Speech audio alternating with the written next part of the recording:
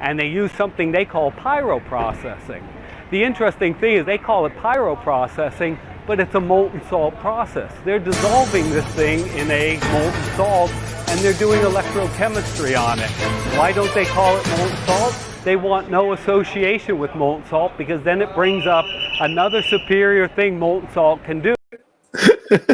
Oh, I love that they use fucking Metal Gear Solid music. Oh, it's so good. It's so good, man. Oh, Jesus Christ. Hello there. Hello there. Welcome back to Dork Forces, where we're having a bit of a giggle at the cryptid that is George Lucas. That is George. Man is brilliant. Yes. Thank you again, everyone. Welcome to another excellent episode of our All Things Nerdy, All Things Dorky podcast, to which we got a plethora of things to talk about, Steve. Yeah, we actually have a ton of stuff to cover, because we've not only have those 3 episodes of Andor, which we're going to dive into and dissect before tonight's 4th episode comes out at midnight, but we've also got a bunch of trailers to react to, not to mention all the other TV shows that came out. Like, you just finished watching Rings of Power, for example. I did. I was really late to my Rings of Power viewing, so we're going to just jump right on into that one. But before we do that, I do see, or we did see in the comment section, a lot of you talking about cursed Jar Jar toys. So before that, kind of to preface, if you have not seen Katarn's new Jar Jar video about where he is during the Andor series, you need to jump on that. Required. It's important to know where he was. Very informative, and it's a necessity. But yes, so when it comes to Jar Jar toys, they are not all cursed. We need to specify things. It's always a chance. It's a chance, but we're going to tell you here tonight how to keep yourself from purchasing a cursed Jar Jar figure, unless you, of course, want a Jar Jar figure. If you get it from a Goodwill, okay? If you get it from secondhand, you don't know where it's been. That shit's probably haunted. You don't know where that thing came from. Don't take it. Exactly. But if you get it at a flea market and it's in box, or if you get it somewhere at a collectibles toy store like Bobacon, of which we did get it. So if you're in the Washington area and you have not hit up Bobacon, this is a free plug-in for them. The cursed item in question. But yeah, no, dude. So if you legitimately purchase it somewhere, it's fine. If it's to Goodwill, look at this thing. Look at this demonic thing. Yeah. I'm not going to push the button. I'm not going to push the button unless anyone really badly misbehaves. Then this is the disciplinary action is going to come out. This is like Annabelle. It's like Gungan Annabelle. Is what it is. Oh, don't put that energy on my. Oh, no. It's like the Dybbuk box, but Jar Jar. The Binks is box. A little. Oh my God, it's a Binks box. It is a Binks box, and if you look, its eyes kind of follow you around the room. Soulless. Just a little bit. It's like they made the pupils just a little bit too skinny. It is a mighty gift. It is a gift. It'll help us bring power to Gondor. Silver, by the way, we wanted to have you on the show sometime to talk about whether or not it's possible to find haunted items and how to avoid that. Oh, shit. Yeah, I didn't even realize that was you. For Spooktober coming up. So I'll send you a message about that. Your finds that you post on your Twitter and other, some of the things that you find on are just amazing. Absolutely amazing. Especially the tie-dye shirts from episode 1. Fucking hilarious. Yes. Seriously. Perfect. Yeah, pure prime items. But yes, so Rings of Power. Rings of Power. It was a little bit shorter than I was expecting. There was a lot of build-up, and I wasn't quite sure when it was going to end. But yeah, a lot of questions, man. This is good. This is good because it's fresh because you just watched it. Yeah, man. It's all so much build up. What do you think about Adar? Do you think Adar is that elf that stood against the Balrog on the tree, and that's why he's burned, because the Balrog burned him? No, I don't see why that. I mean, that's the legend's true, because Adar it's a new name. It's not from Tolkien. This is an invented name, possibly for a character we've already seen. It could be one of the many names of Sauron. That's a popular theory. It could be Maglor, the elf. But I think that if that turns out to be a true story, then he's that elf. But it's more likely it's not a true story, and that whole legend about the Mithril and the Light of the Silmaril was one of the lies told by Anatar to Gil-galad, and Gil-galad just sort of took it because he's idealistic, or he knows it's a lie, but he can use it to influence others, kind of thing. It's true, because it's such a flamboyant, glorious tale. But at the same time, that was a good lie. That was a useful lie, and I endorsed Durin putting the pressure on the elves a little bit. Oh my god, that was table for his wife out of it, dude. Fucking hilarious. That was absolutely hilarious. The idea that like I'm gonna tell this sob story about how we use this particular stone to make our tombs, and then it just be.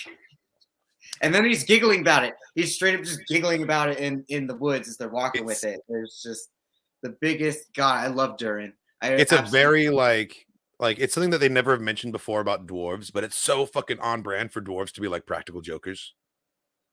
Like I can totally see that being a thing with dwarves, more so than with elves, Yeah, because they're too logical and they're too like to the point, sort of a thing. Whereas with the sarcasm, but yeah, I don't know. Like it's like Vulcans and Klingons, I've always thought that elves and dwarves were the Vulcans and Klingons of fantasy.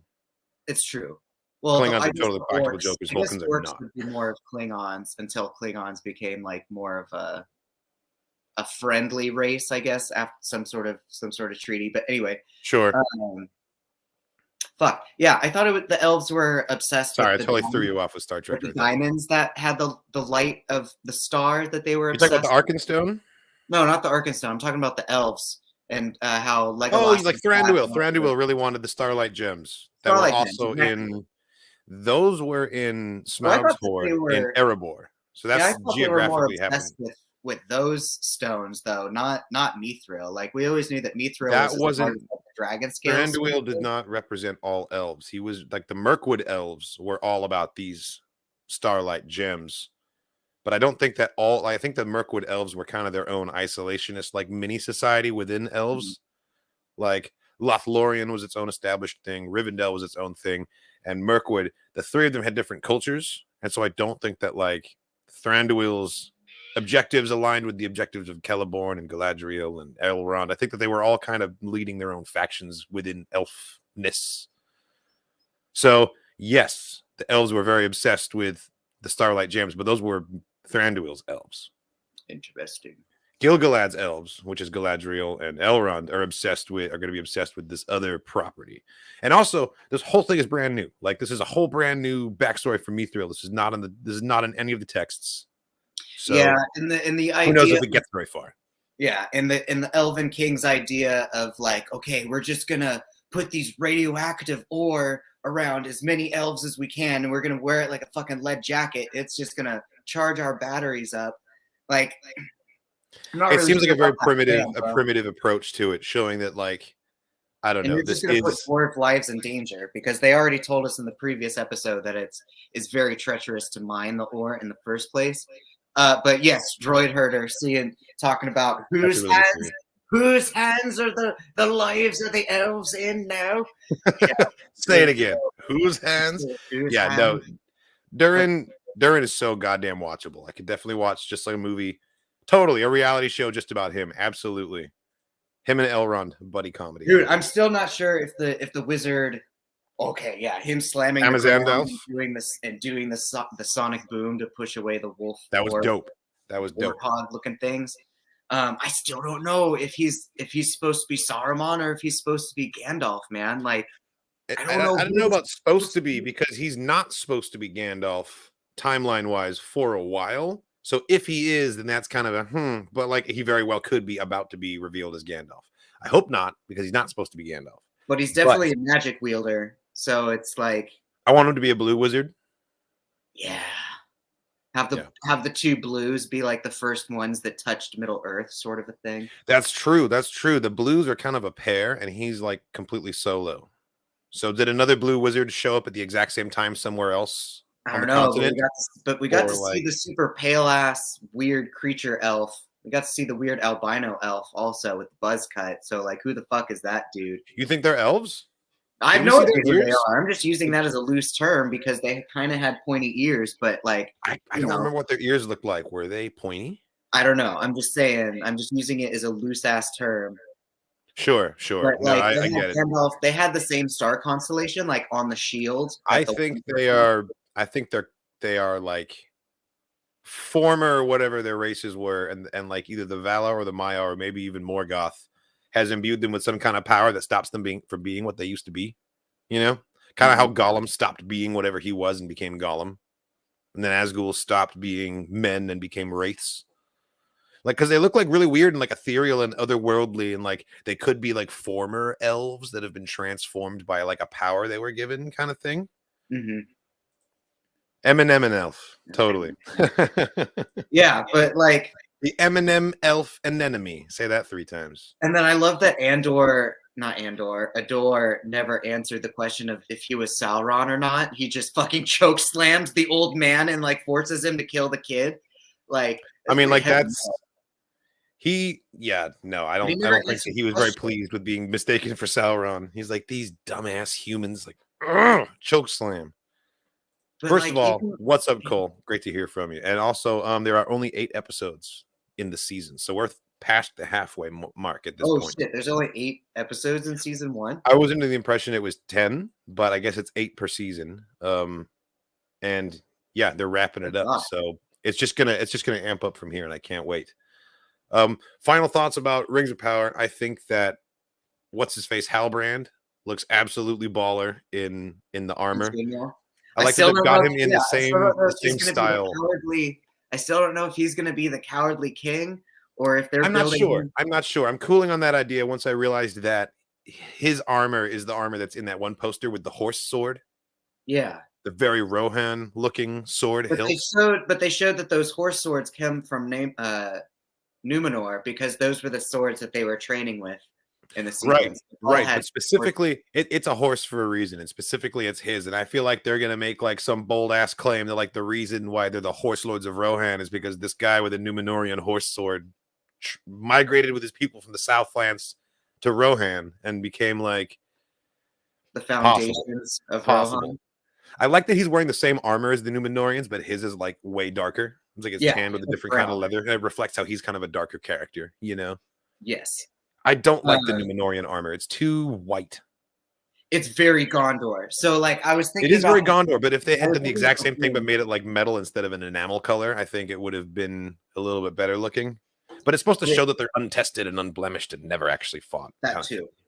But yeah, I thought it was very interesting seeing the armor next to the building, the architecture of the buildings. Like it's very obvious that it's like Minas Tirith and Minas Morgul have the same totally from you could see the like the way there's that big bastion of stone coming out from the front of the buildings, just like the one on Minas Tirith.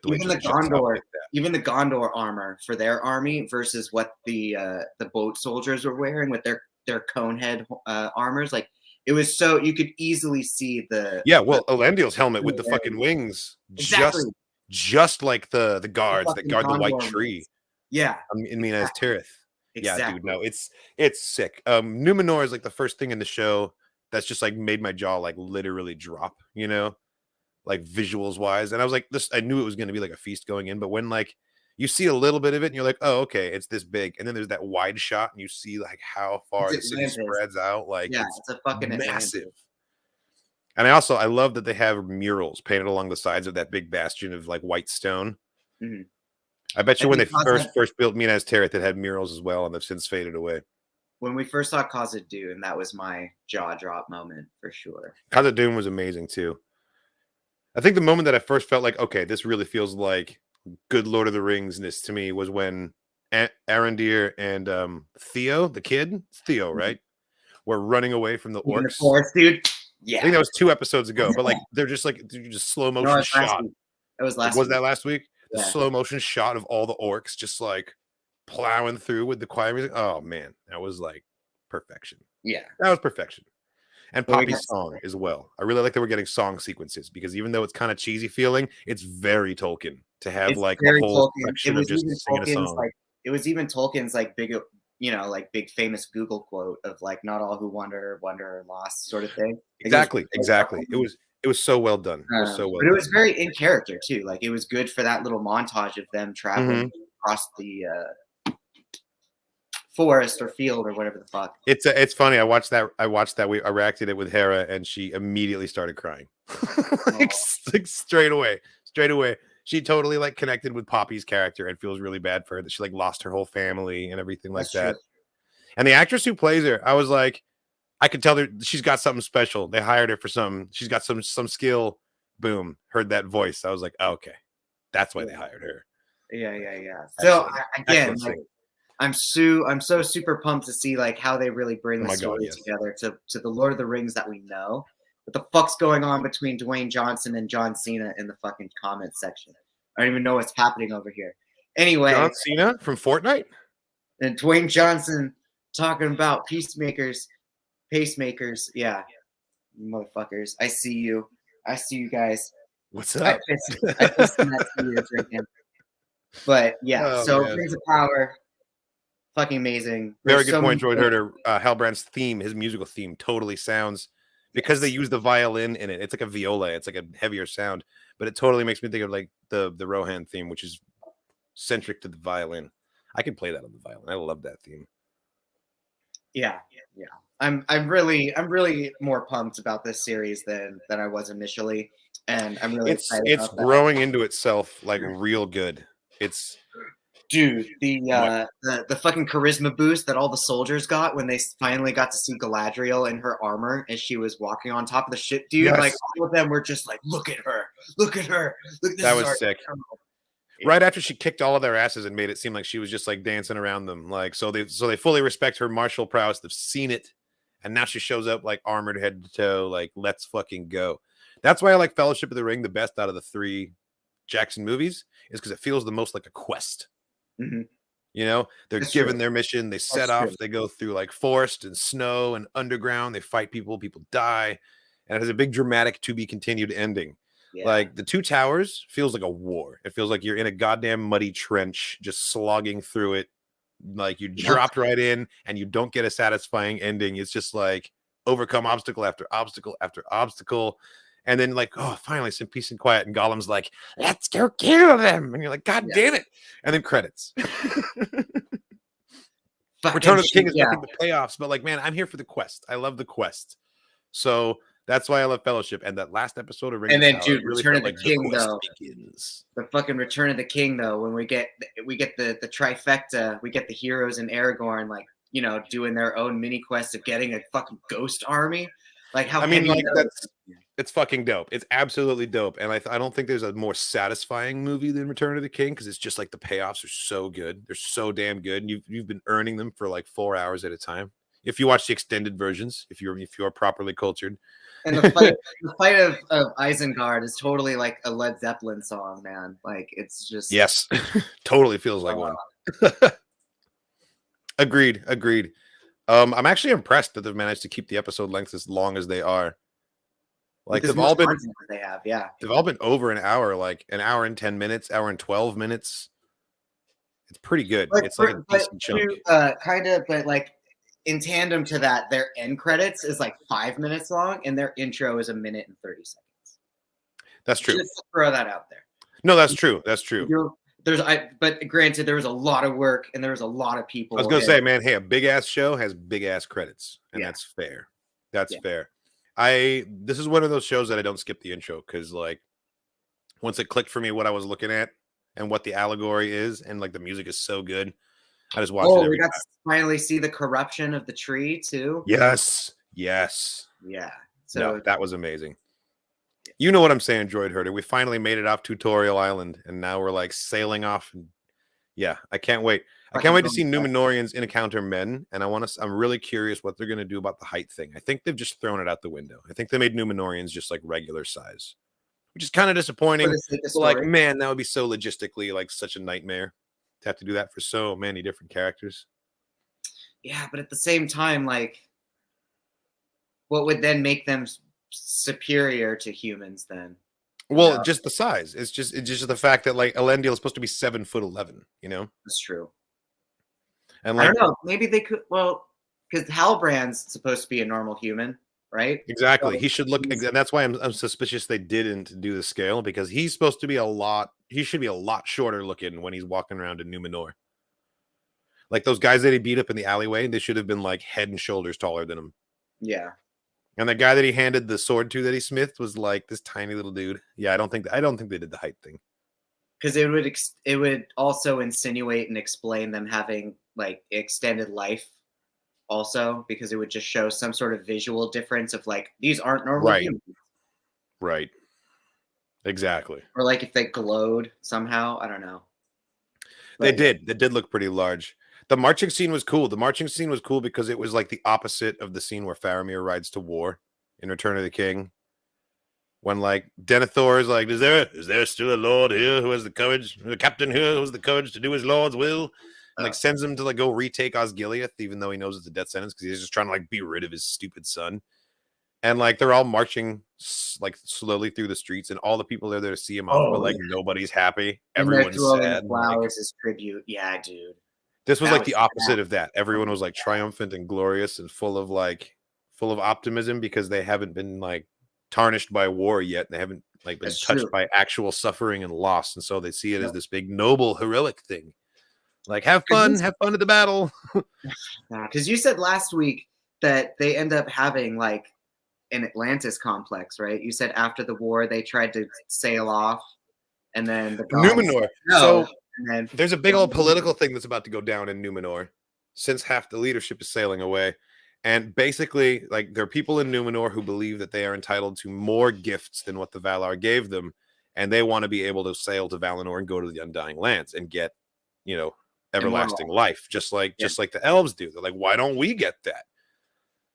And my understanding is that the flooding, like the eventual destruction of Numenor, is basically a punishment by the Valar for that insolence, for like daring to come and do that. They're like, the fuck you say? Okay, splash. You're very rude.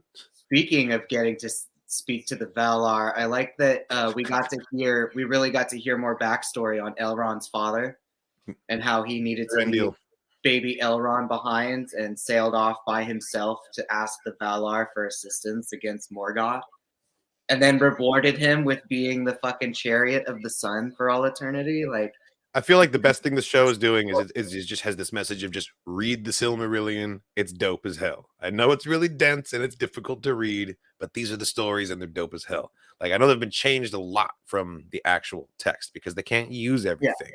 Because at first I was afraid, or I was terrified. I consider it like a trailer for the movie, and the movie is the book, you know?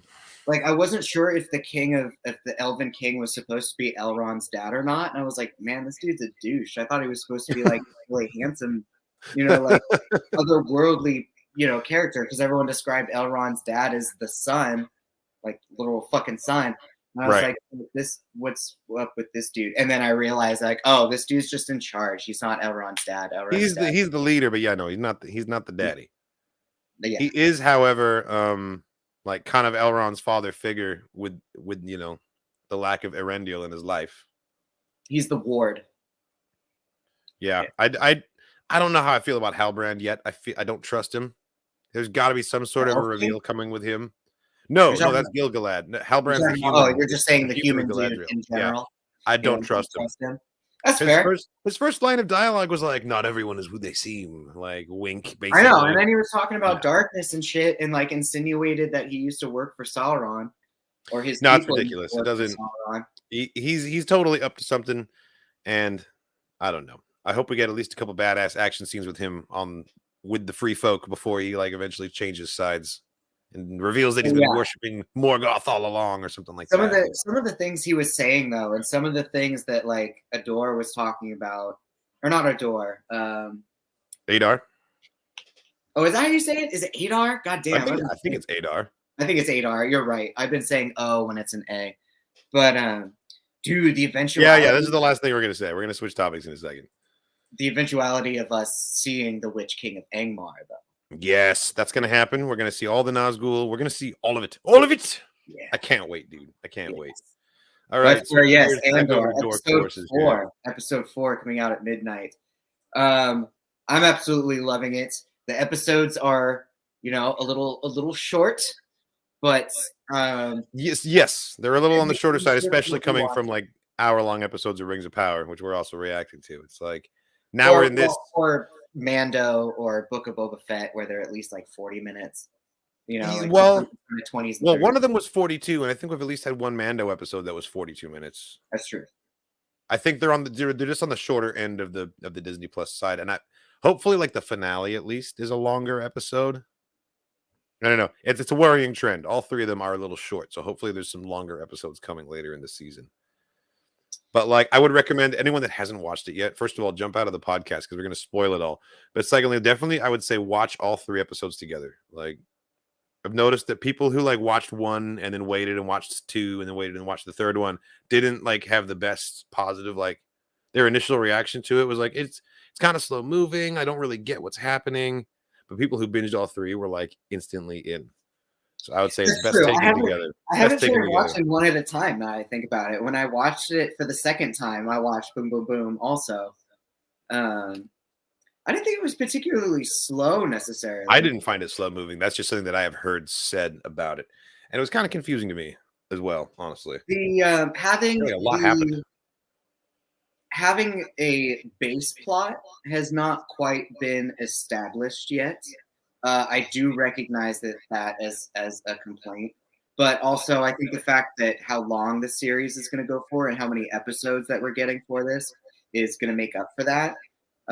Also, the fact that they gave us the first 3 to begin with, like I think we're supposed to disassociate the Andor we know from Rogue One to this like, you know, sort of slummy, you don't know if you can trust him or not. Right. We're not picking up where the character left off. We're like meeting him a long time before that. Yeah. Exactly. So, but even within that, we're still getting backstory. Like this white lady randomly, you know, like kidnapped him essentially from his his little sister and his tribe for basically, like, you know, trying to. She thought she was doing the right thing, but you know, she wasn't thinking about it from the kid's perspective. Because they were scavenging from the separatist ship. Well, their reasoning was that like the Republic was going to come and just like start shooting everybody on the planet. Yeah. Yeah, actually on StarWars.com they released the trivia guides for the first 3 episodes that has like a bunch of pretty interesting stuff on it. Let's take a look at this actually. Makes some things pretty solidly canon now. This is the first time a cinematic Star Wars project has used the term BBY. I did notice that. Saying BBY on screen. Yeah, we're finally making it happen, baby. Originally created and publishing in the 1990s, BBY stands for Before the Battle of Yavin, as it is a record of time relative to the events of Star Wars A New Hope, in other words. Andor starts 5 years before that movie. There you go. There's a sleeping Legabeast on Rick's Road. Totally called that. I think I called that out in the reaction, actually. Sleeping what? Legabeast. Remember from The Force Awakens? You see one being rode around. Oh, yeah. I was like trying to see what they were zooming in on. I was like, what are you talking about? But it's like, yeah, we totally, yeah. It doesn't really look like anything when he's laying down. It looks like a big garbage pail with an arm. but yeah, once you say it, then it makes sense. What else we got here? Briar pistol. Are you fucking Orbesh signage in front of the Colleen Cell Yard, where Bix Colleen and Tim Carlo work, promises ion conversion nodes and components of all variety. Okay, interesting. So that's what those torpedo-looking things must have been. They were ion conversion nodes. They're transfer nodes, yeah. That makes a lot. Okay.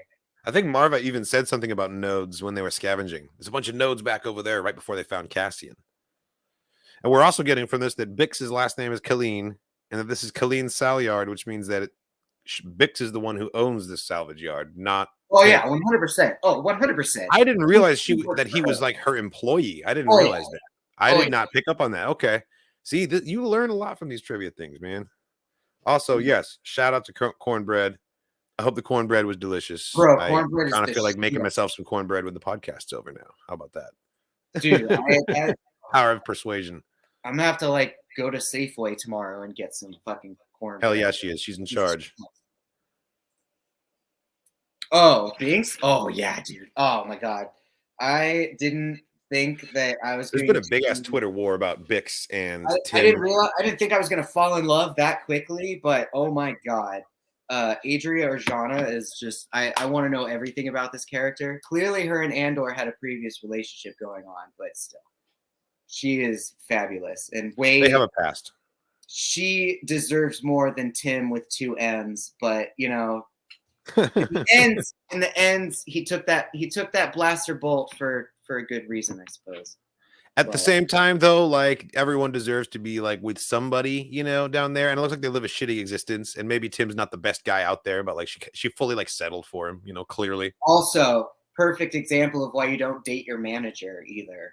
Workplace relationships always end in someone getting shot by the corpo police every time. It's terrible. Yeah. HR, man. Yeah, dude, oh, goodness gracious. I don't know what it is about Star Wars and brunettes, man. It's just some weird tradition that is just. It's true. And we're finally getting a blonde, and you know what? She's evil. Right? Yeah. Well, Kira, she ended up, well, is she evil per se? She's not evil necessarily. She's just a ganger. She's just a boss. Did. She's a boss. But yeah, my goodness. Who? Sorry, which one's a boss? I was reading the comment. Kira. I was trying to think of like if Kira is a villain, but no, she's just a gangster. So I think Kira is more, well, regardless of her motivations, she has caused more bad than good in the galaxy. So I say she's a villain. Oh, I think Kira's a villain.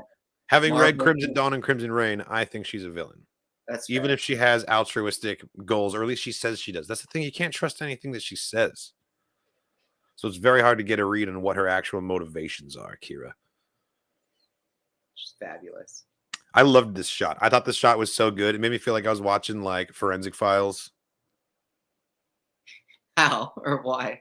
We're not supposed to. Well, just the fact that they're doing like some very sci-fi mumbo jumbo like BS on a screen. It's a bunch of like lines and squares, but they're like, okay, triangulate that one. Okay, get the coordinates from this. Okay, we have a lead. Like, it was great. I really love watching like procedural shows and detective shows and stuff. And there was just like the smallest flavor of that in the storyline with this guy who's like the deputy inspector. Is that his rank? Oh, so I realized where I recognized his boss from, Major Mustache dude. Yeah. So he's in Game of Thrones. He was one of the people in charge at in the Eyrie in Harrenhal or whatever. Yeah, he was the Royce guy, right?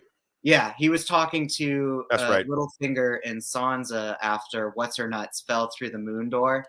He's the guy who's like when Littlefinger's like tries to pay someone to escape, he's like, I think not. Yeah. Exactly. Yeah, that guy. That's right. Yeah. He's a G. So I realized that was him. I was like, where do I know that voice from? Speaking of which, I wonder if Inspector Karn here is going to have kind of a rude awakening when the ISB show up and when his boss shows up and gets murdered by the Imperials for allowing this to happen. Oh, you think he's going to straight up just get blaster bolted? Maybe not blaster bolted, but maybe like tried real quick in the broom closet for sedition and then taken out back and you never see him again, kind of thing. Because that's how the Imperials really roll, especially with these stuffed shirts. That's true, because this dude's his employee, so he has to answer why his underlings. He has to answer why his underlings are now A, doing a mission that he told them specifically not to do, and B, how they're majorly fucking up the mission that they weren't supposed to do. Right. They've completely bungled this at this point. There's no turning back. And I think that Karn is completely at a crossroads. Clearly, he's like a hard believer in the company's line. He's like, he totally just bought what they're selling and he wants to do a good job. And I feel like he wants to be a good person, but he's fully like supporting a system that just propagates more of like a systemic oppression. Like these people are oppressing the people on these worlds and he's just being a wheel in that machine.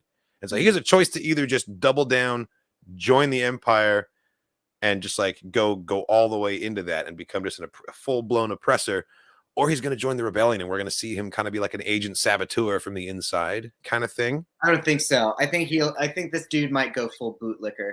I think he might too. I think the message that the show is trying to give is that you can be a person who fully believes yourself to be like good and just and moral and still be on the wrong side of oppression, you know? Like, no, it's kind of, if Dwight from The Office worked at a sheriff's department instead of a paper supply company and had like actual power over people, then yes, he'd be Dwight. Oh God. I mean, you hit it on the head. You hit the nail on the head during our review when you called him Farva. I mean, he totally Farva. Is. Oh, not him. No, Mosca's Farva. If anyone, the Scottish guy. Oh, bluff and bluster. That dude. That dude's fucking awesome. By the way, he is absolutely killing it. Greatest character. I love it every time he's on screen, man. He's so watchable. and he earned the honor of the first on-screen Star Wars oh shit, if you ask me. Like, see, I didn't even fucking notice. Yeah, can we talk about that for a second? Like, I was so caught up in the moment. Dude, it was so, the grittiness and just intensity of the scene. Like he fucking swore, and I didn't. It was, went right over my head because it just felt so natural in that moment. It was the Scottish. He was just shit. It just went, it just went through. I also love that he was just like taking a fat pull from a flask, like steadying his rifle. He's just like, oh god, okay, this is getting heavy. Like, because all of his people are getting sniped. That was real, man. That was real. Oh, dude, the Skarsgård, man. Yes, absolutely exactly. Nailing it. Oh, dude. I loved him as Baron Harkonnen in Dune, and I feel like he wasn't really given much to work with in Marvel that much. His character didn't really get to do enough to really showcase what he can do, but here he's giving this amazing performance. Yes, I'm here for it. I can't wait to see where he takes us, and I don't think he's going to survive.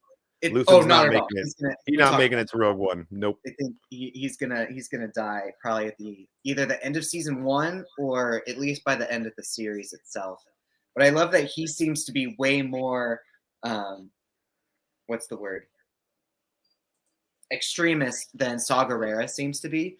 Like, I feel like they're on the same level. They're on equal footing. Like he seems to be the one after the confrontation we see with him talking to Cassian. And then the trailers of him talking to Mothma, that like he seems to be the one that's like trying to push her to be more on the rebel side, but he's still deep in Imperial cover. So like, it's going to be interesting when we see him have scenes with Mon Mothma, which we know he will because of the trailers. I think that's when we're really going to get his philosophy coming out, because he's going to be speaking to someone that's like fully plugged in and knows exactly what's happening, so he can just speak plainly with her, and we're going to see exactly how far he's willing to go. I think that Luthen is going to be the reason that Saw has a connection to Mon Mothma. He's going to introduce the two of them, thinking that it's going to kick off well. It could have originally. Yeah, it was so just like it felt like the right thing to say. Like, honestly, that's what any of us would have said in that moment if we were that character. On the note of Skarsgård not surviving, I hate to say it, but I don't think Bix might survive either. And I only say that. I only say that purely because Game of Thrones has made me paranoid. And yes. Game of Thrones has completely changed audiences of TV like forever. Like, we're always expecting death now. Even in Rogue One, everybody died in Rogue One. There was no fucking survival. Tarkin survived. I'm sorry. Tarkin survived Rogue One. That's fine. That is an excellent idea. I hadn't even considered that, and I really hope it happens now. Ooh, Moff Gideon. Ooh. Young Gideon, since ISB is a focal point.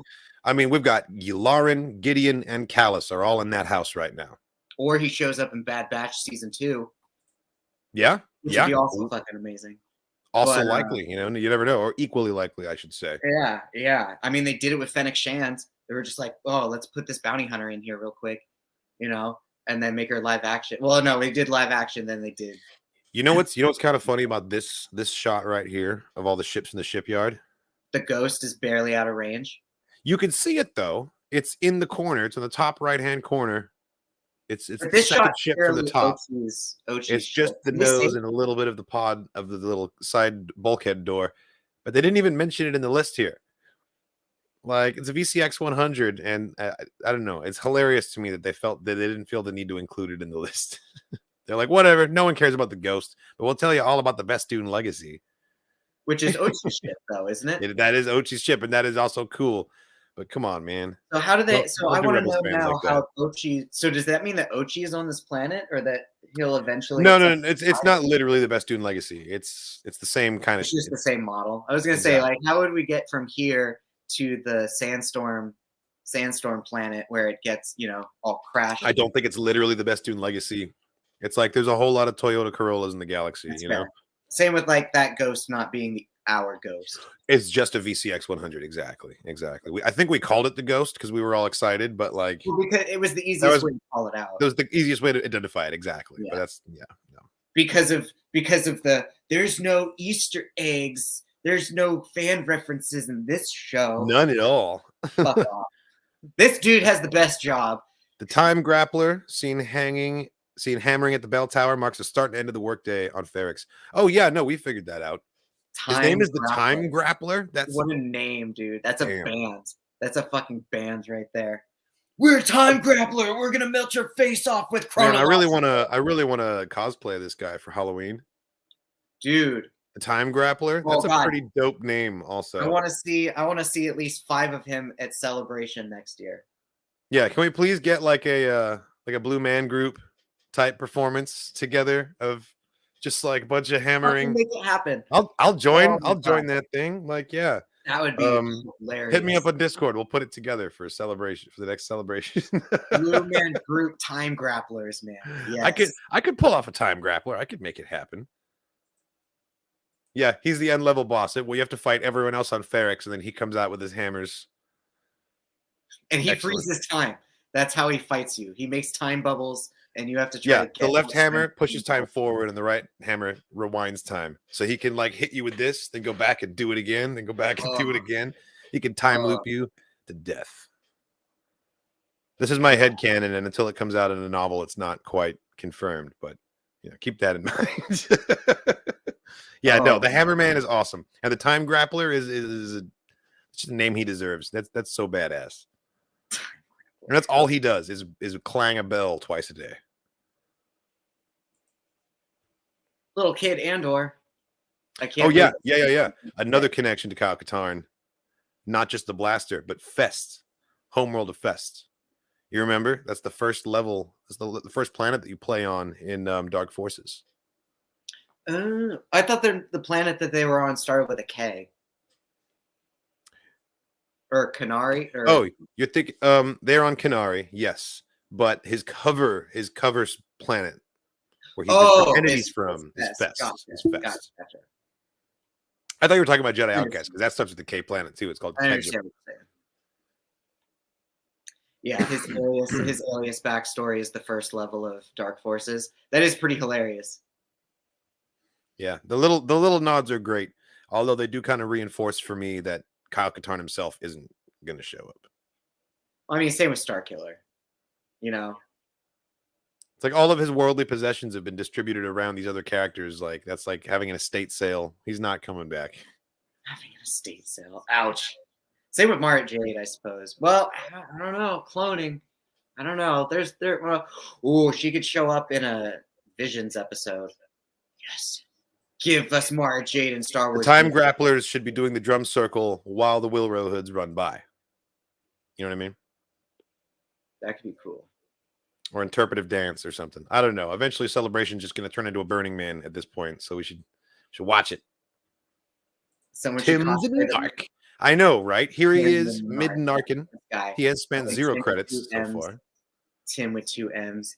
Yeah, I know, right? Save some M's for everybody else. Selfish bastard. I see Rayanne saying someone should cosplay the British space traveler with the suitcase. Did he straight up have a Bluetooth fucking headset too? Like it wasn't even Bluetooth, dude. It was a 1990s like headset microphone. It was like the long microphone. He had like a Britney Spears mic.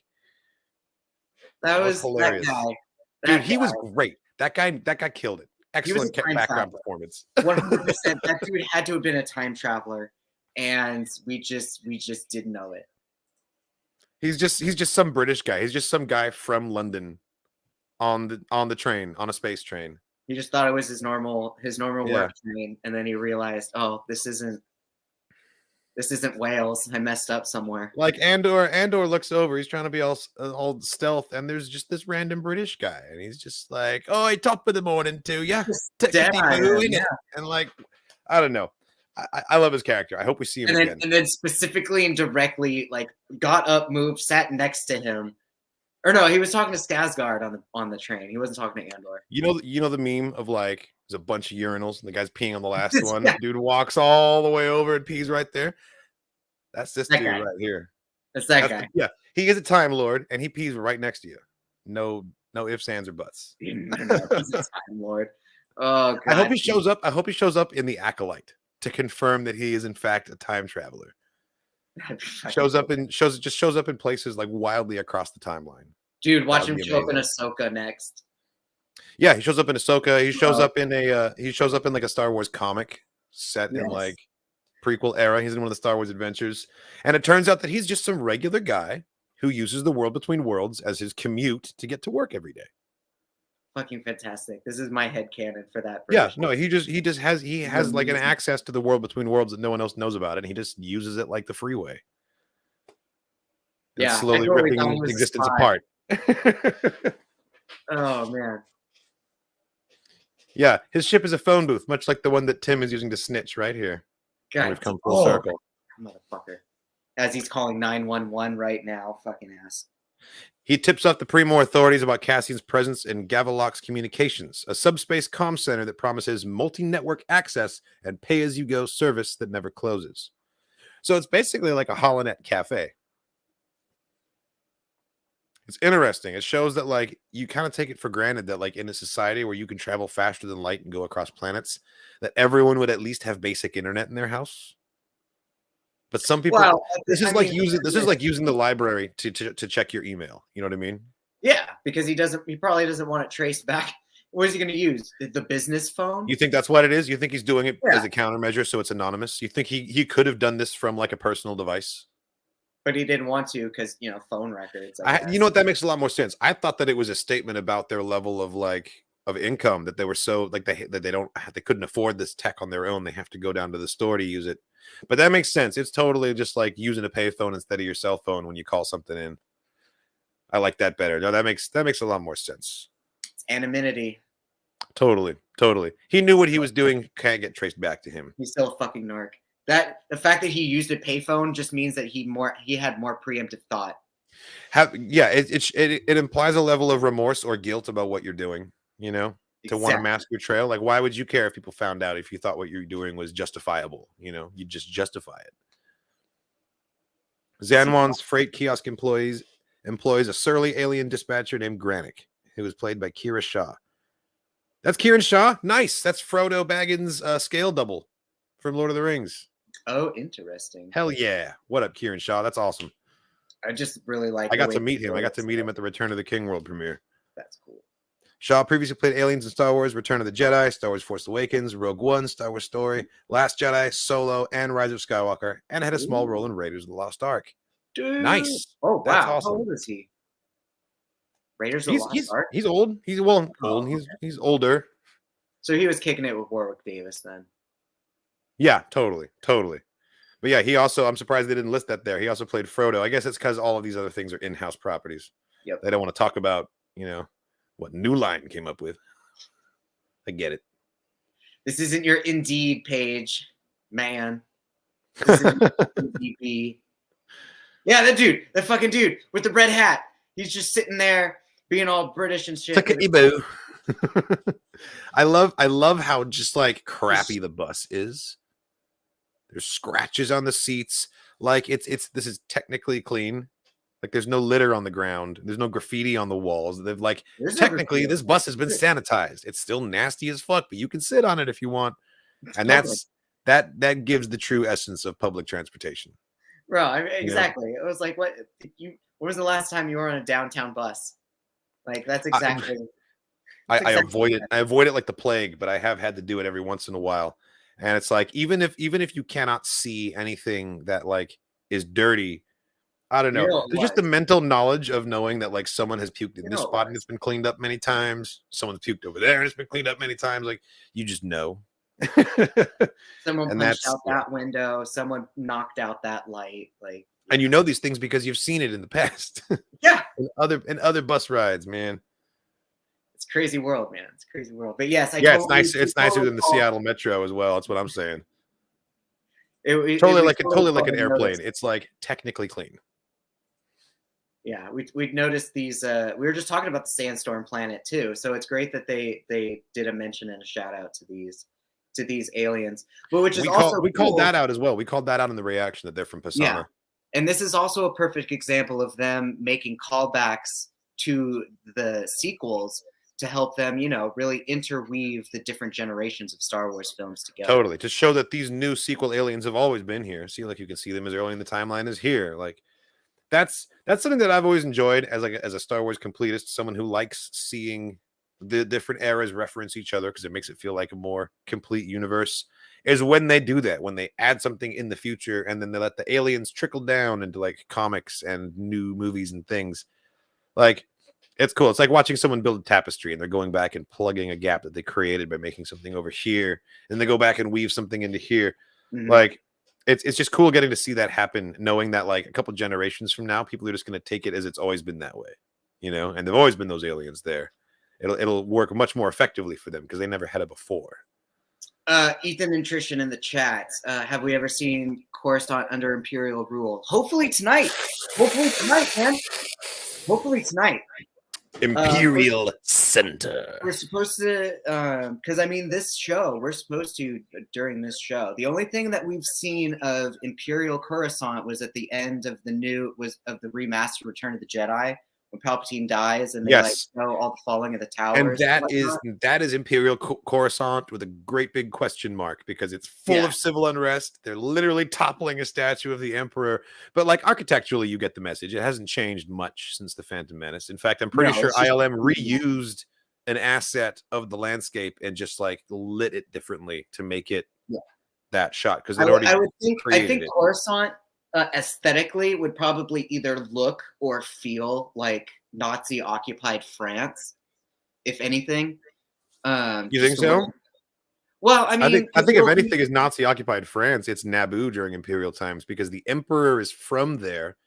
So like it has Imperial, like the heaviest of possible Imperial ties. Yeah. And it's like, you know, like it seems very pleasant, but as long as you don't step out of line, because then the Imperials are going to come and just like put you in your place. It's like the most oppressed and controlled of the planet. Which is why I'm saying like it's not quite Nazi Germany, but it's definitely a Nazi occupied location, because you can tell that like there's new laws in place. There's new curfews that are now being enlisted. I hear you. No, I mean, I agree. I agree with the analogy. I just think that Coruscant is Nazi Berlin. Oh, you think it's... Oh, okay, that's fair. Oh, because Berlin was definitely... High command is there. The high command is there. You're more likely to see a high-ranking officer walking down the street in your grocery store because, you know, the population's right there next to the Imperial Palace. That's fair. Versus Naboo is like, it's a ways away. It fully feels the presence of what's going on in this other place. And, like, you're still oppressed by it, even though you're not even there. You know, they've come to you and they've added this to your life. You know, or taken this from your life, I guess is a better way to put it, the way they change everything. So either we'll see it tonight, we'll see the inside of the really quiet and, you know, alien shoot away. Oh, we're fucking seeing it. We're absolutely seeing it tonight. Yes. And I am absolutely stoked about it. I think the first time that I saw Imperial Center was in Star Wars Empire, which was one of the Dark Horse comics. Mm-hmm. It was like one of the issues in the middle. It started a story where Vader, it's like the Operation Valkyrie story from World War II. Bunch of Imperial moffs try to assassinate Vader and the Emperor because they're like, the Sith are religious fanatics. Like, we need military control of the Empire and all this stuff. So basically they breed a batch of stormtroopers that are only loyal to Moff Tracta, and then they try and do like a cleaning of house, and Vader does the Vader thing and comes out on top. It's pretty badass, but it's all set on Coruscant. And it's the first time that I got to see what Coruscant looked like in the time of the Empire, because I think it was published in like 2005. So it came out after the prequels. And it was just badass every time. And the Marvel comics have done it since, like in Vader, especially a couple times. Every time we go to the throne room, we get to see the Coruscant skyline out the window, and it's at a different time of day each time. Oh, and I remember in the Dark Horse comics, I was like, it looks exactly the same. It just feels like sick somehow. I thought it was dark and stormy. Well, in this one, it was kind of overcast and it was twilight, but there was just like this pallid green quality to the light and to the air, to where like there's still traffic going by, like regular jerk offs are going about their daily lives, but like the world just feels sick. It feels corrupted, and it's like you can visually just feel how heavy the dark side is because there's no light to counter it at all. You know, he builds the Imperial Palace on the bones of the Jedi Temple, like the biggest fuck you possibly can to the light side. So there's the place where there used to be light coming from, the place that used to balance Coruscant is now like this wellspring of just dark. It's Palpatine knew exactly what he was doing. And I love that the Dark Horse visual artists kind of would depict that. They would have like the regular Coruscant skyline, but then they change the colors a little bit, and so it just feels off. There's something wrong with it, you know? It's badass. Definitely pick up the Dark Horse issue if you can find it, because I don't remember the issue number of it. It's a cool story. I might want to read it on Comics with Katarin at some point, actually. This is a one-off series. That'd be cool. Yeah, might as well. But yeah, to answer the question, I'm super stoked about Imperial Center, Coruscant coming in. Can't wait. Bro, this little droid. What was its name? B2 Emo. B2, that's right. B2. Can you B2 Emo? Is that a thing? B2 Emo? No. Well, maybe. Well, I don't know. Not up to me to decide. It's up to that emo to feel and to yes, feel it. Technically the Jedi did it first. The Jedi built on top of an old Sith temple, and then the new Sith Emperor builds on top of the old Jedi temple. So it's like a temple Jenga going on Coruscant. But it started with a Sith one, as far as we know. That is canon, and it was also explored in Legends. Jason Solo got trapped on Coruscant after it was terraformed by the Yuuzhan Vong, and he discovered the temple down there. Oh, that's amazing. That was a Matt Stover novel. That was awesome. No, that was a James Luceno novel. Yes, Traitor. He's the guy who wrote Tarkin. The Rogue One novel. Underbellies of Coruscant, like. Yeah, because dude, it's like Traitor's dope, dude. It's like I Am Legend, but in Star Wars, because Coruscant's like a jungle now. It's been terraformed, so there's just like crazy like trees and plants and growths in the bones of these old skyscrapers, and he's like on the floor with like fucking sunlight coming down, trying to make his way through. It's a lot like Ruined Terrace in SWTOR. Yeah. Like on a much bigger scale. But like even Ahsoka didn't make it to the very bottom of the planet in the final season of Clone Wars. It's like we only got to see halfway down the tunnel, if halfway. Yeah, not until Coruscant's effectively like dead that actually happened. Like that someone actually made it down that far. God, those books are awesome too. Yeah, those books are dope. The flashbacks in this episode occur during the later years of the Republic, prior to the start of the Clone Wars, with Marva and Clem worrying about an incoming Republic frigate interrupting their salvage operation. The dead crewers aboard the transport Corsair wear uniforms with a symbol closely related to the eventual Separatist alliance. Travel to Kenari will later be restricted by the Empire due to environmental clutter. Environmental disaster. Goddamn environmental clutter. That's what does that mean? Oh, Battlefront players already know. God damn it. I've said the term environmental clutter so many fucking times because when they released a picture of a droideka, they lied and said it was just environmental clutter. We shouldn't worry about that. And so we joked about that so many times. And now my brain has this connection between environmental. That's the next word that I'm going to use. God damn it. My brain is broken. Thank you, Internet. Thank you for that. Star Wars. Hey there, Upworlder. I fucking goddamn R.S. Danny. Like, I've heard that phrase so many times. Oh, man.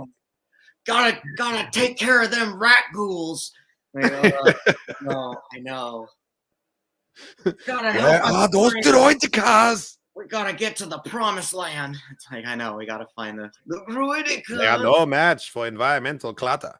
Environmental clutter. God damn. Yeah. The ghost of Battlefront lives on. I think it's very interesting that so why are they wearing logos that are they trying to claim that it's not Separatist logos? It's just closely related to it. It sounds like this is the symbol that later gets adopted by the Separatists. I mean, so who are these people? I thought the symbol looked like the science department symbol for the Republic. Like I guess the Empire too, because I thought it looked like the same science symbol that the dude who wanted to suck the midichlorians out of Grogu was wearing. Oh, well, that is the Tarkin Initiative symbol, yeah. And that is the Imperial Science Division, and I could see it evolving into that.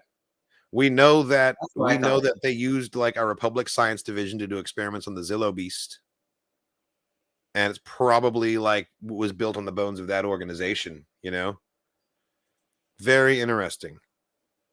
We're gonna have to learn more about that because that it would explain why he joined the Separatists. You know, if he saw a Republic crewer shoot the leader of his little child tribe, then he wouldn't have sympathy for that side. Deception, lies. Yeah, I see you. The idea of areas of the galaxy being zoned for corporate exploitation and management is an old one, dating back to the corporate sector as seen in Han Solo at Star's End. That's right. I have that book right over here. Han Solo's at Star's End in the beginning in the map. In fact, I can grab it. It has a whole dotted out section of the map showing where the corporate sector of space used to be.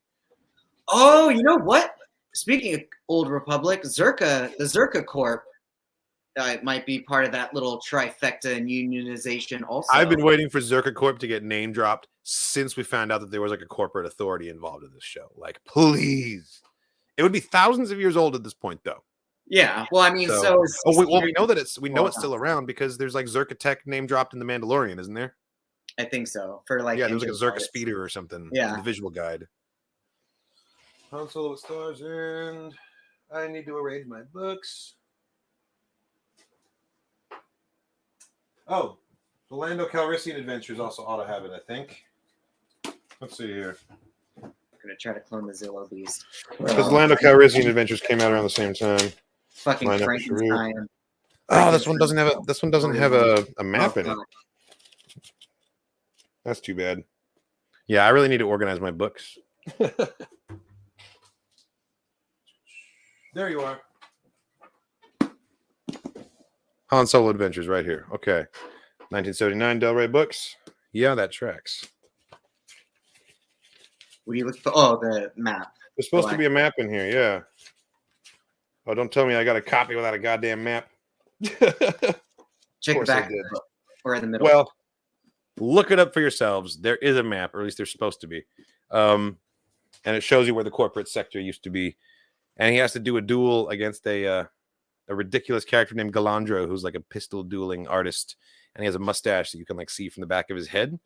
And he wears a helmet shaped like a big old bell. It's ridiculous. And he kicks his ass. The Bell Dude wins, or the main character? Oh no! Han wins. Han kicks Bell Dude's ass. It's great. I love it. What's the next slide? B2. Oh, I didn't notice that. I did notice that he was in better condition, but the speech impediment? Okay. I saw someone in the chat try to say that B2 might be K2SO. I disagree. I think they're two separate. They'll be two separate operating systems. Considering how much like power it took and how much trepidation he had about lying, I don't see it being in his personality. But you never know. Yeah, I think B2 lies, deception. He might not survive this series. But yeah, I love that he has a stutter. It's absolutely adorable. It is cute. It makes me think of Dio every time. It's cool seeing him all shiny and red in the flashback scene. And then when they bring him in normal, he has like one yellow wheel, and like all of his paint is like chipped. In my mind, when I saw this in the flashback, I was like, oh, cool. So they can release 2 action figures. I see what's going on here. Feel like it could be some Black Ops Republic type shit. You're talking about the crashed speeder or the crash ship with the Republic or the Separatist symbol. It sounds like from the description they said closely resembles the symbol. Makes me think that it is in fact a Republic symbol that gets co-opted by the group when they leave.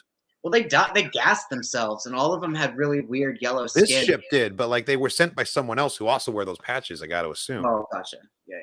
Like the greater organization here.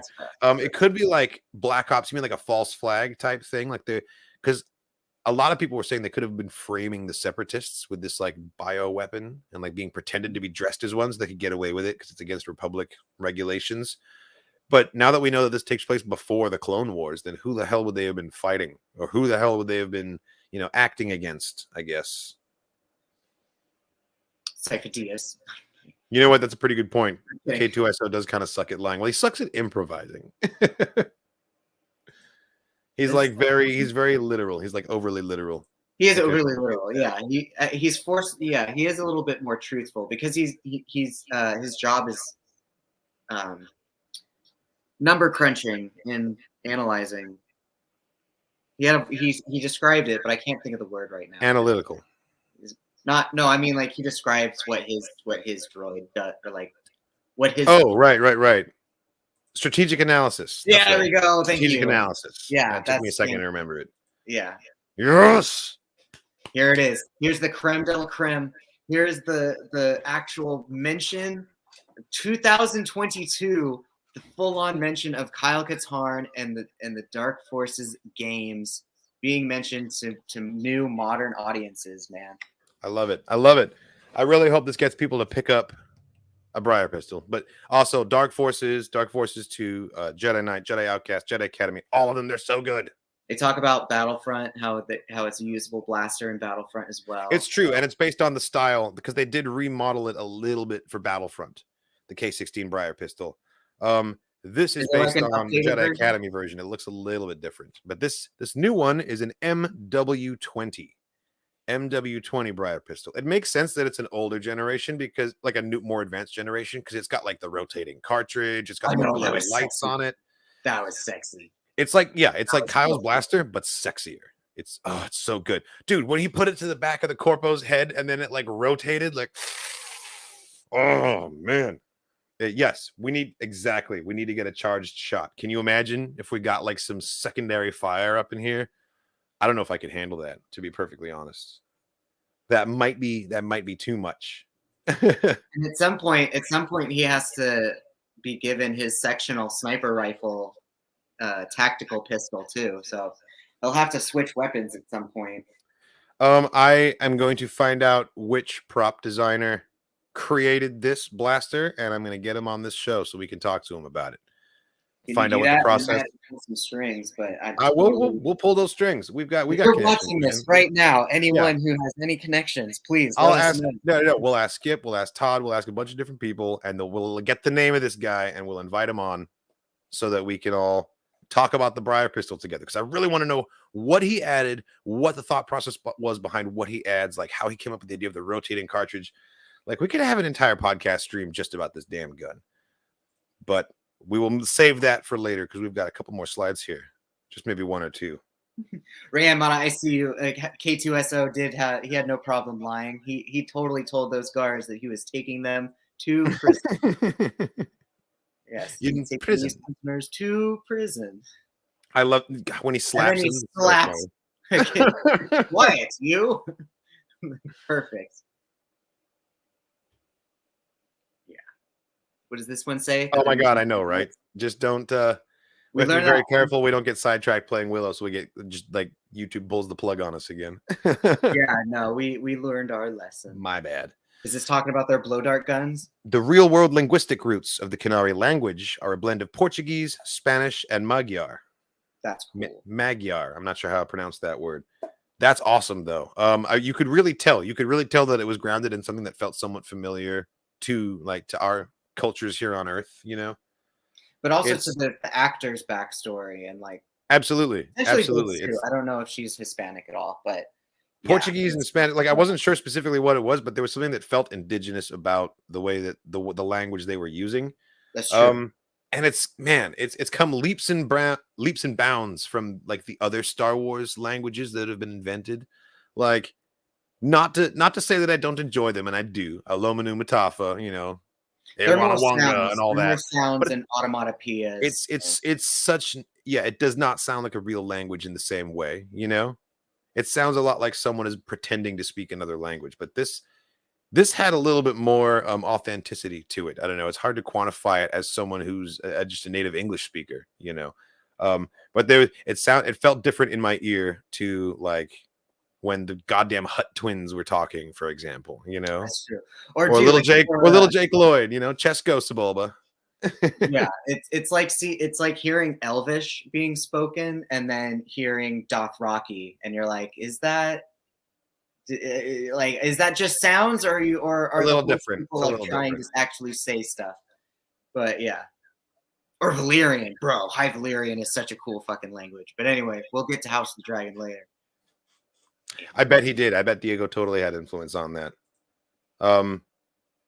It really feels like there's like a celebration of like the indigenous roots of a lot of the cast going on, especially in the marketing. Like it seems to be a focus, and that's badass. There seems to be a statement being made, you know, a little bit about like white saviors, the way Marva took him from his tribe here. And I think that we don't know nearly enough about the situation.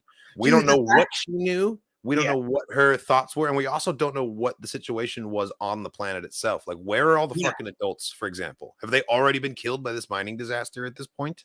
And they never, in the way that they were acting with the ship, or the way that Cassian was acting about like seeing his own reflection, like it seemed like he had never seen his own reflection before. Sort of. It had me talking about like the Prime Directive and stuff when we saw them watching that ship. Remember, I thought that this was like an uncontacted culture that had never seen space travel or something. It really felt like very low tech, and I still feel that way. Like all of the weapons that we see them carrying and stuff, it's all things that they've scavenged. It's very Lost Boys. It's but where are the grown-ups? Like what the hell? Very Neverland. I feel like we saw old people. I feel like it can't have happened during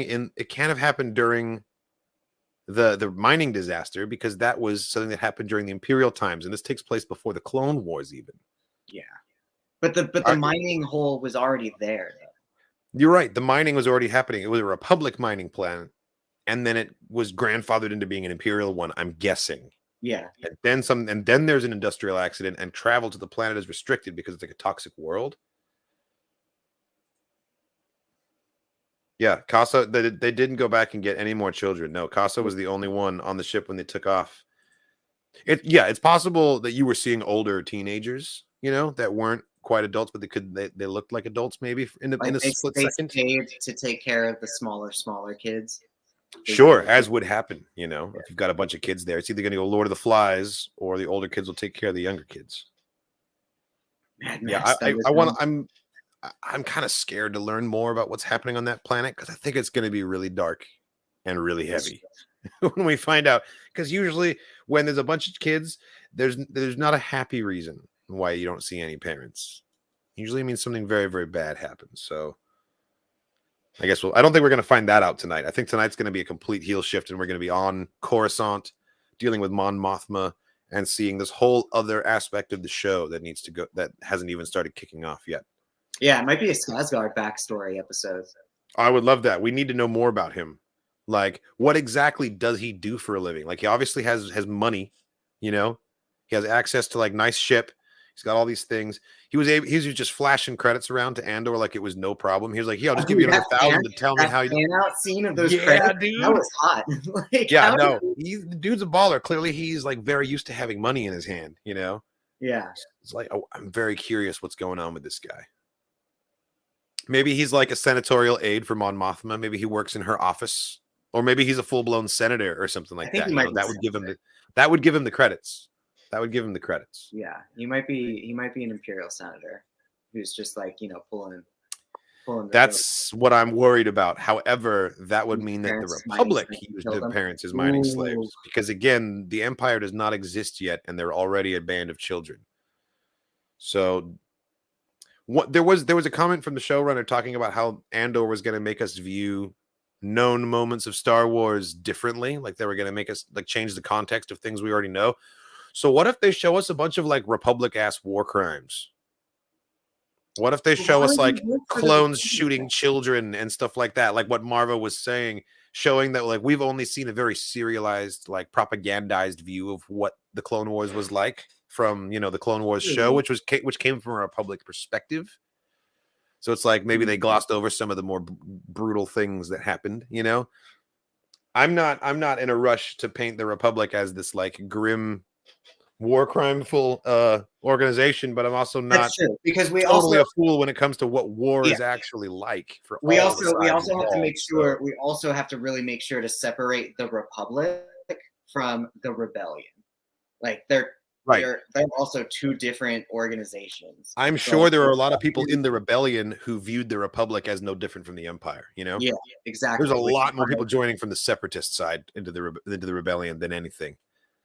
Like we've seen that story. We've seen that story spelled out. That like people have admitted, like, yes, I am fighting the Empire because I fought the Republic, and it's the same thing. If you're just someone who lives on a backwater planet and you're not in Coruscant, like. You don't really get to see, you don't have a front row seat. You don't get to see everything that's happening on Coruscant. Why would you feel like the Empire is any different than the Republic if it doesn't affect you or your planet and you're not someone that leaves? Dude, Padme asked Anakin that question on the couch before he left to Mustafar. Her whole like, what do you think? What if we're on the wrong side? What if we've been doing the wrong thing all from the start? Like, it's hard to get the perspective. He almost was ready to jump ship if Annie said yes, Yeah. Like he almost became a separatist right then and there, or at least, part of the rebellion. I could see Padme becoming a separatist Bro, Ooh, that's dude. best You know how friend. the deleted scenes? There's deleted scenes of Revenge of the Sith of the delegation of 2000, No. where Interesting. Padme, Mon Mothma, a couple of other senators banded together and got a petition signed by 2,000 members of the Republic to bring it to Palpatine to like try and get him to end the war.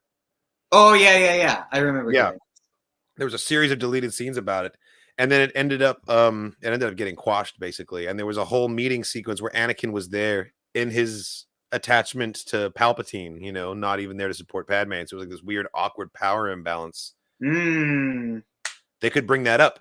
They could bring that up and therefore make canon those deleted scenes, baby.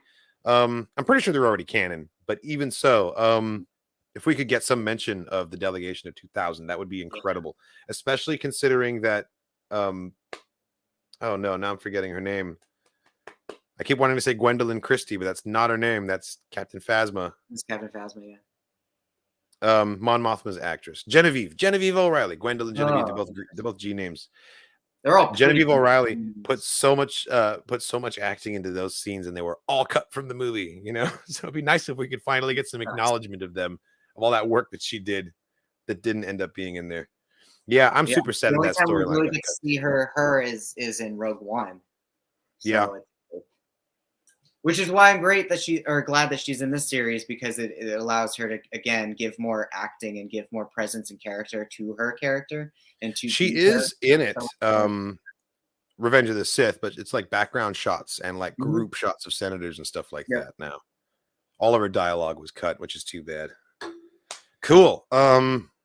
That's pretty much all that I had to say about Andor. Really looking forward to tonight's episode. We're going to be recording that and throwing it up on Patreon immediately and on YouTube probably the following day, so you can stay tuned for that. We're not quite done yet, though. We've got a couple trailers to watch here. Yeah.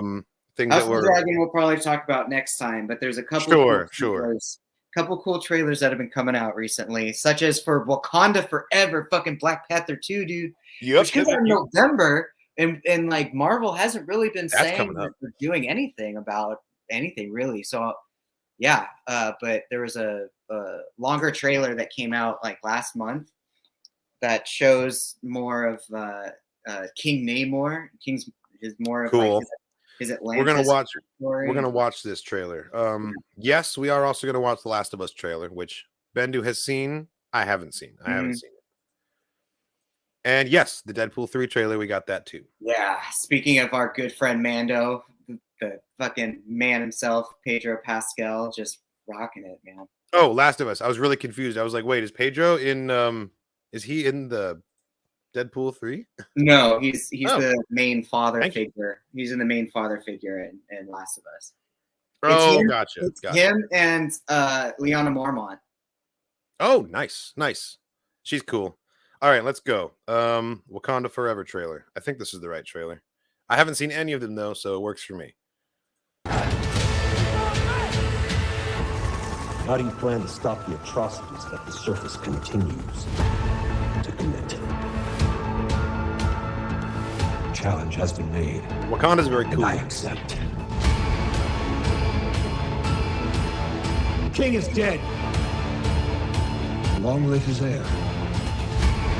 The Atlantis you're fighting for is already dead. Atlantis, let's to protect my life to Atlantis. Wakanda will no longer watch from the shadows. But the war is just beginning.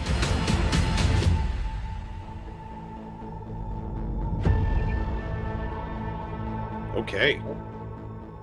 Nah, this is gonna be sweet. I need to do some reading up on the whole Namor and Atlantis and why they're blue and what the hell's going on there. But it looks cool. Like I'm down. It's gonna be a minute before it comes out. You know, this one comes out in November, right? That's what you were just saying. November 11th. Okay, cool. That one was fan made, but whatever. Was that fan made? Oh, okay. I can't tell. I can never tell. Well, we've also got The Last of Us and Deadpool 3. Which one should we do first? Deadpool 3 is the shortest one, so let's do that one real quick. Let's go. Deadpool 3. Really sad to have missed D23, but we've been working very hard on the next Deadpool film for a good long while now. I've had to really search my soul on this one. His first appearance in the MCU obviously needs to feel special. We need to stay true to the character, find new depth, new motivation. Deadpool's not in the meaning. MCU. Every yet? Deadpool needs to stand out. No, he was made by and Fox. stand out. Oh, It's been an incredible challenge that has forced me to reach down deep inside. And I have nothing. Yeah. It's just completely empty up here. And terrifying. But we did have one idea. Hey, Hugh, you want to play Wolverine one more time? Yeah, sure, Ryan. I have not seen either of there's two other but Deadpools, right? There's two Deadpools. Three. They're both fabulous. They're both absolutely fucking fabulous. And you should totally watch them. I'll have to check them out. You should totally watch them. All right, and the prostitute lady from Firefly is the Inara? Gosh, she's so gorgeous. Marina Baccarin. Oh my god. Talk about beautiful humans. Oh, fucking just TV. Yes. They're full of them. Man. Never. All righty. And The Last of Us. This is the last one we got here, and you've seen this one already, right? Mm-hmm. Okay, this is a first time reaction for me. The roses have faded, there's frost at my door. The birds in the morning don't sing anymore. And you're lost The in the grass darkness. in the valley is starting to Chained up? die, and out The in fuck is this? the darkness the whippoorwills cry. The darkness is falling. Oh, the sky this feels like Walking Dead, kind of very post-apocalyptic. Cool. Oh, you've never played the games before. Yeah. Oh, sweet. There's monsters. Okay, I dig it. Pedro Pascal. This is zombie survival.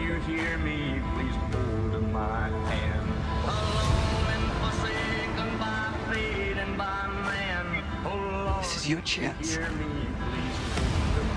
Our best shot. You keep her alive. And you set everything right. This looks intense.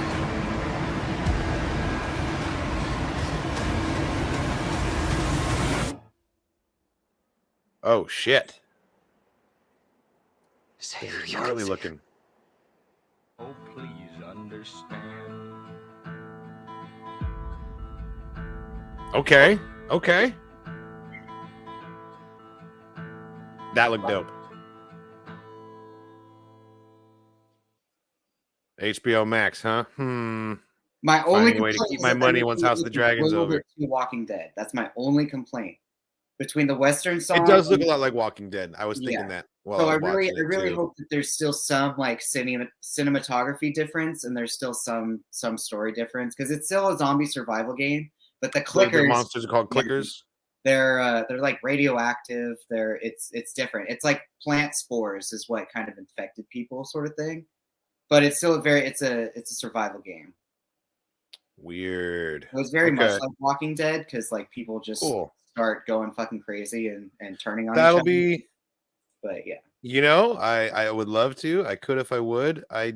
It's one of those things where like I haven't had the time or the means to play it, and for that reason, I've never gotten to appreciate the story. So I'm really stoked that they're making a TV show of it. You know, so that I can actually get that story. Tis true. Tis true. Oh, cool. Okay, so it's kind of like the Flood from Halo, a little bit. Yes, exactly. It's like if the Flood from Halo was on Earth. That's The Last of Us.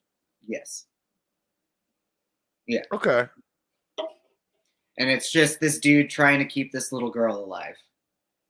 Yeah, that's fair. I think that really did kind of have a cornerstone of that, and then kind of made their show iconic. So anytime you see ruined, for me, it's still I Am Legend. I still go to I Am Legend in my mind when I see a post-apocalyptic skyline. This is very much like I Am Legend, but with the music, but with the way that they shot the trailer, they made it look very Walking Dead, and that's what I'm a little bit like worried about. But still, it's gonna be cool. Well, a bunch of visuals of like zombie things and devastation and abandoned places with like a southern twangy kind of guitar song over it is always going to feel like The Walking Dead, because that's just like straight up what The Walking Dead's aesthetic was consistently throughout the show. Cordyceps. Oh shit, yeah, no, that's real. Right, it does it on ants. Damn. Okay. Well, that makes it a little scarier because it has this like air of plausibility to it. Yeah, fuck that. I don't want to. Makes me think of It's The like Happening. That M. Night Shyamalan. Yeah, The Happening. Yeah, M. Night Shyamalan. Oh man. On crack. Oh geez. It may surprise you to learn I haven't watched a lot of movies. I'm very like finger on the pulse on things that I'm like very interested in, and everything else just kind of like washes past me in a flood because there's just so much stuff that comes out. Honestly, I've just never gotten around to it, you know. I don't really know Deadpool. I haven't read any Deadpool comics, so it was just like another superhero movie to me. Well, it's like you haven't. I'm sure I'll watch it. I'm sure I'll check it out. You haven't seen all the X-Men movies or all the Wolverine movies either. So I've seen the original X-Men movies, like the first, second, and third one, sort of a thing. Yes, the ones from the 2000s, the ones where it all started. I haven't seen like Days of Future Behind or whatever it's called. Days of Future Past. That one was surprisingly pretty good. But yeah, you haven't seen any of the ones with like with young Xavier, and they've got young Magneto, right? I haven't seen any of those. With Jennifer, what's her face is Mystique. Amazing. Yeah, she did a really good job. Sansa Stark's in them. That's right. Michael Fassbender did an amazing job as Magneto. Like, it was amazing. Like, Ian McKellen is great, obviously, but like Fassbender is like just straight up survived the Holocaust, like young Magneto, like angry Magneto. Like, dude, I like Michael Fassbender a lot. Michael Fassbender's awesome. And then Logan, I'm sure he makes a good Magneto. I can see the Logan movie was really solid. Logan is the one where everyone is like old and they're in a car, right? And Professor Xavier's having seizures, and his seizures are killing thousands of people because he's a psychic. That's right. He's got like, yeah, I think I've seen the trailers for that. I haven't watched that one though. I haven't actually seen Logan. Yeah, but I know. Yeah, everyone loved that one when it came out. And the little girl who played his daughter, just like phenomenal. She just did an amazing job on that role. Same. Those are the ones that I've seen. Yes, the ones where everyone wore those silly black leather suits. Yep. And Anna Paquin was Rogue. Yep. And then she went. Fassbender, he's the android. God, so good. Yeah. Just goes around touching things. God. Yeah, him and Prometheus is like accidentally hilarious once you know how the movie ends, like watching him go around and just like start touching everything he can and just killing the human. Yeah, dude. Yeah, 100%. Cool. I'm down to see it. Deadpool is unlike any other superhero movie, and it is damn funny. Must watch. I'm down to watch it. I have to point out that every superhero movie that I've ever seen has been referred to as unlike any other superhero movie. That's fair. I have a little bit of skepticism, but like everyone says it's hilarious, so I'm sure it's going to make it is pretty funny. He kills Dario. I just haven't gotten around to it. He kills Dario Naharis in the first movie, which is pretty fucking great. Oh, cool. Well, now I don't have to watch it because you just told me how it ends. Thank you. Thank you for that, Bendu. Plus, again, the lady from Firefly is in it, and she's absolutely amazing. Cool. Okay. I mean, she's reason enough to go watch it. X-23. I know X-23. So that's who the girl is in. Yeah, that's in which one? Yeah, Logan. Nice. Okay. All right. Cool. I'm gonna add Deadpool is officially added to my list of things to watch. Yeah, having Josh Brolin. Is there a big story I don't watch? What counts as a big story? You know, I've seen a lot of stuff. I haven't seen any of the Harry Potter movies after the actual like Harry Potter and the blank like all these Fantastic Beasts and stuff, Grindelwald. I haven't seen any of that. I haven't seen any of the Fast and Furious movies. It's fair. I have not seen any Jaws. It's hard to think of things you haven't done. You know what I mean? I've seen Jaws. Hell yeah, I've seen Jaws. Jaws 5 though. Ooh, I haven't seen any Predator movies besides Prey. Oh, and really? I've only seen Alien and Aliens and Prometheus. I've never seen Alien 3 or Alien Resurrection. I never saw either of those. Okay, that's interesting.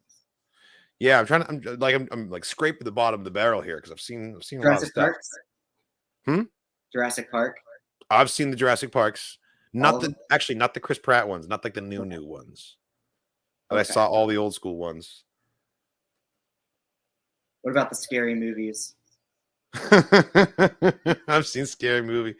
Oh man. I've heard that Fast and Furious movies are pretty sweet. Like it just never ended up on my radar. Yeah, there's a reason I haven't mentioned any horror series because I've seen so many of them. I love horror. I'm actually thinking of getting a subscription to Shudder just for this month so I can like watch an absolute ton of horror movies and react to them and just start dropping horror movie reactions for Spooktober. Yeah, you still need to see the first season of the Chucky TV show. I've seen the first one. I haven't seen the other one. Season 2 comes out this October. Of the Chucky TV show? Of the Chucky TV show, yeah. They made a show about, oh my goodness. Yeah, dude, I should watch that too. Hilarious. It was pretty surprising. It was surprisingly funny. The Blade movie. I have seen Blade. I've seen all the Blades. I have not seen any of the Underworld movies. Never seen any of the Underworld movies. The chat says Chronicles of Narnia. I have watched the first one. I have not seen Prince Caspian or Voyage of the Dawn Treader, but I've read all the books. So I've seen all the BBC movies. Hell yes. Were made in like the fucking 80s and the 70s. I'm so down. This is a thing that's happening. We got a bunch of movies coming on Patreon. And Bendu's going to be there for as many of them as possible. We're going to watch all kinds of stuff. Connie with the idea. Oh man. Watch the Chucky trailer. We'll do that next week. We're gonna save that for next time. Will also be the first weekend of October. So it will technically be Mad God, and yes, I am planning to react to that one. Sorry to cut you off. I wanted to address this. Fucking amazing.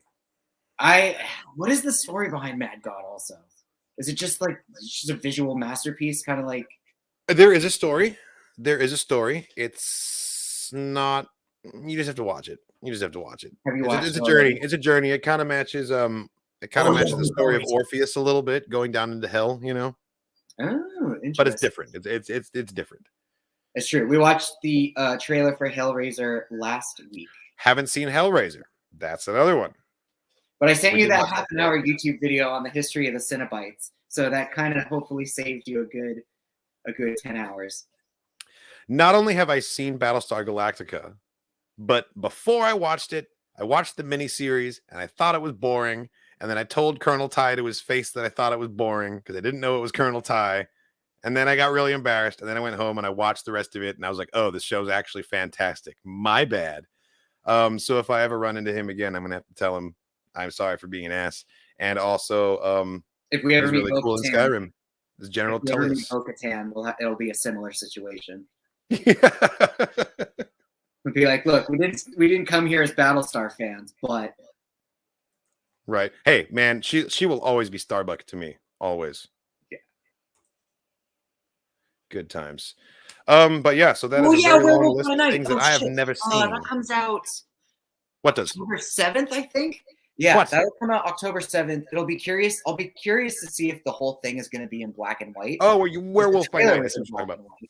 So yeah, I'm curious to see how that is. We could actually do a Grizzled Wizard reaction to Wolf by Night. 100% we should. Because are you kidding? Yes. So yes.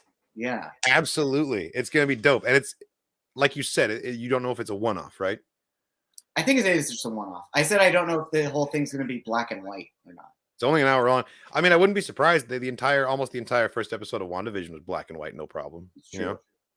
Good point. I'm down. Point. I like that black and white hasn't completely disappeared. You know, it used to be like it was out of necessity. We couldn't make color movies, but like sometimes just as a stylistic choice, people will use black and white. And like how Better Call Saul used it to show time jumps with the flash forwards for things that took place after Breaking Bad. That was really, really cool. Or in Kill Bill, like when she fights the crazy 88 and it just goes to Yes. black and white, and then they just, oh god, I love Yes. that moment. Definitely watch Hellraiser and Hellraiser Hellbound. I love Doug Bradley, so I watched through to Hellraiser 8. There's 8 of these things? There's 10. What? That's why I sent you a 5-hour video giving you the history of the Cenobites. No, we don't have to do 10 hours. Oh my god. Okay. Well, I'm strapping myself in for 8 Hellraiser movie watch alongs on Patreon. This is happening, Connie. You don't have to worry. It's gonna happen. It's gonna be. I'm looking forward to it. And then I'll watch the new one. Yeah. That's fair. That's fair. I'll watch the new one with you. Is Logan black and white? No. I was gonna say, what are you talking about? I didn't think so. Yeah, Logan's not black and white. Part of it might have been, but I don't think that the whole thing is. I've been hearing about the MonsterVerse. I want to know more about this.